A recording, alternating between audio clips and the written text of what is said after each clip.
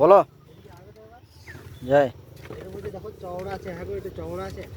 কোনটা?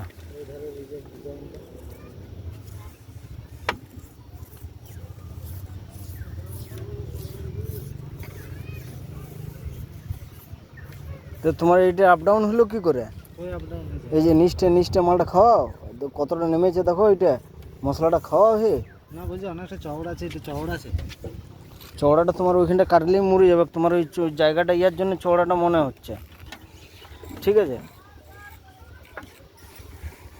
ছাড় দাও, পারবো না, ছেড়ে দাও, কালকে করবো।